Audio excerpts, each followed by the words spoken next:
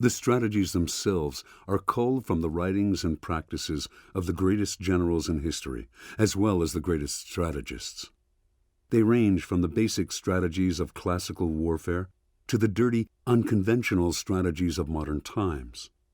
The program is divided into 5 parts: self-directed war, how to prepare your mind and spirit for battle; organizational war, how to structure and motivate your army; defensive war, offensive war; and unconventional, dirty war. Each section is illustrated with historical examples, not only from warfare itself, but from politics, culture, sports, business, showing the intimate connection between the military and the social. These strategies can be applied to struggles of every scale: organized warfare, business battles, the politics of a group, even personal relationships. Finally, strategy is an art that requires not only a different way of thinking, but an entirely different approach to life itself. Too often there is a chasm between our ideas and knowledge on the one hand, and our actual experience on the other.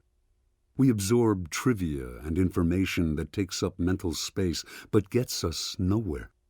We read books that divert us but have little relevance to our daily lives.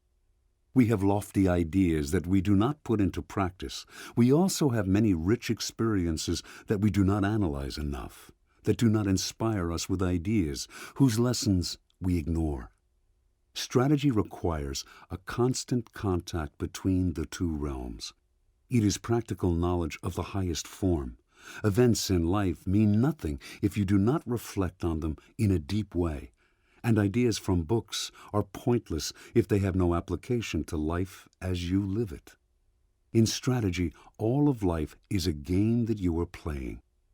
This game is exciting, but also requires deep and serious attention. The stakes are so high. What you know must translate into action, and action must translate into knowledge. In this way, strategy becomes a lifelong challenge and the source of constant pleasure in surmounting difficulties and solving problems. Part 1. Self-directed warfare. War, or any kind of conflict, is waged and won through strategy. Think of strategy as a series of lines and arrows aimed at a goal, at getting you to a certain point in the world, at helping you to attack a problem in your path, at figuring out how to encircle and destroy your enemy. Before directing these arrows at your enemies, however, you must first direct them at yourself.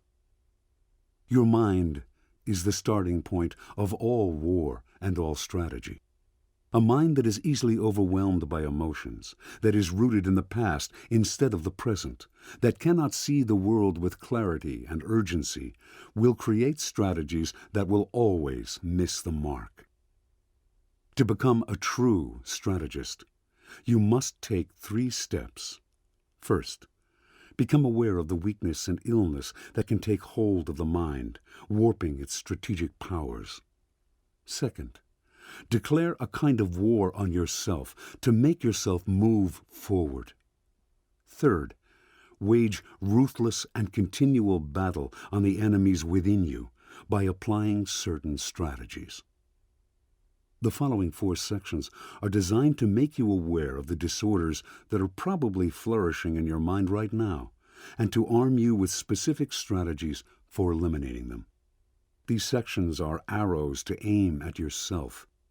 Once you have absorbed them through thought and practice, they will serve as a self-corrective device in all your future battles, freeing the grand strategist within you. 1. Declare war on your enemies. The polarity strategy. Life is endless battle and conflict, and you cannot fight effectively unless you can identify your enemies. People are subtle and evasive, disguising their intentions, pretending to be on your side. You need clarity.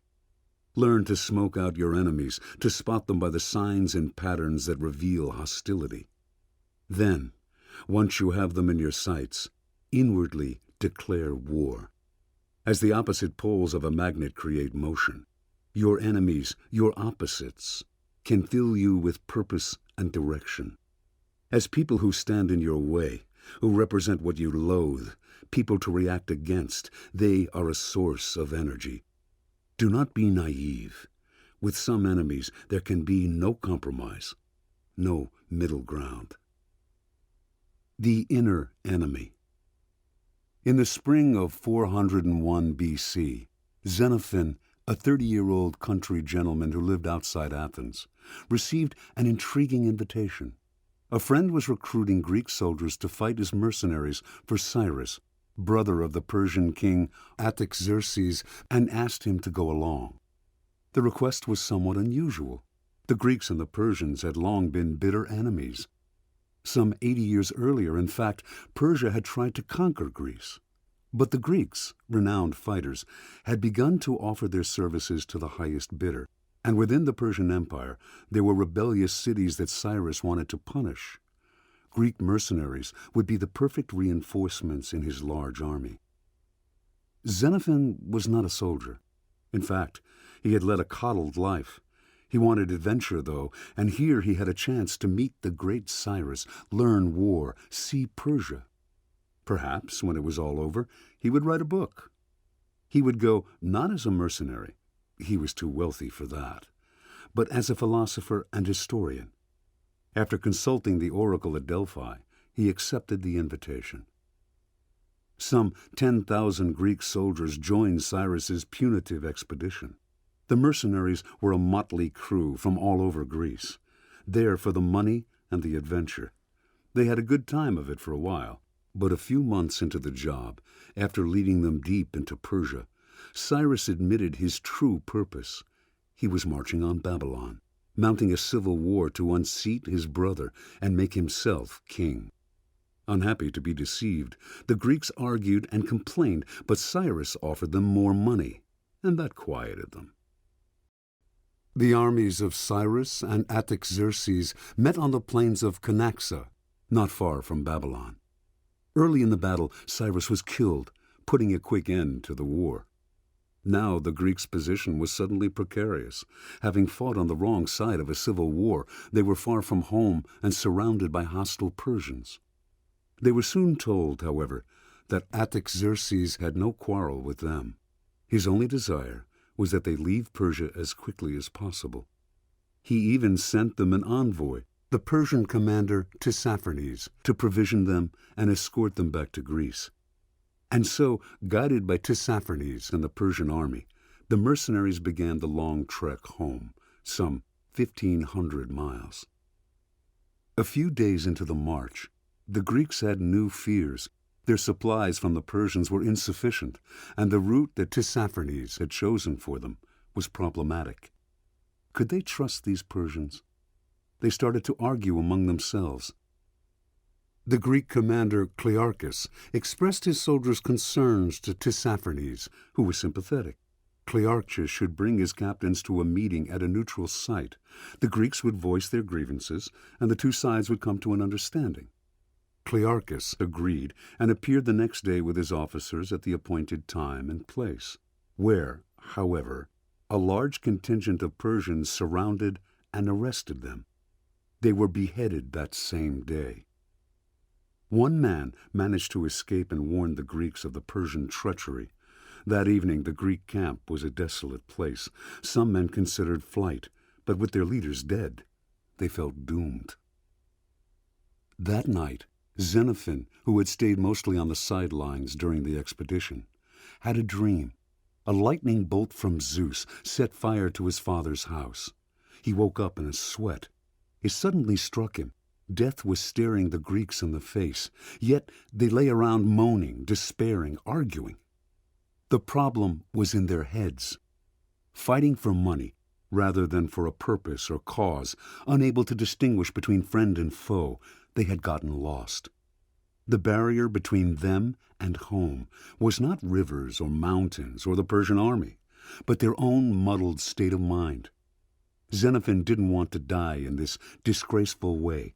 He believed that if the Greeks concentrated on the enemies who wanted to kill them, they would become alert and creative. If they focused on the vile treachery of the Persians, they would grow angry, and their anger would motivate them. They had to stop being confused mercenaries and go back to being Greeks, the polar opposite of the faithless Persians. What they needed was clarity and direction. Xenophon decided to be Zeus's lightning bolt, waking the men up and illuminating their way. He called a meeting of all the surviving officers and stated his plan. We will declare war without parley on the Persians. No more thoughts of bargaining or debate. We will waste no more time on argument or accusation among ourselves. Every ounce of our energy will be spent on the Persians. We will be as inventive and inspired as our ancestors at Marathon, who fought off a vastly larger Persian army. We will burn our wagons, live off the land, move fast. We will not for 1 second lay down our arms or forget the dangers around us. It is us or them, life or death, good or evil. Should any man try to confuse us with clever talk or with vague ideas of appeasement, we will declare him too stupid and cowardly to be on our side, and we will drive him away. Let the Persians make us merciless.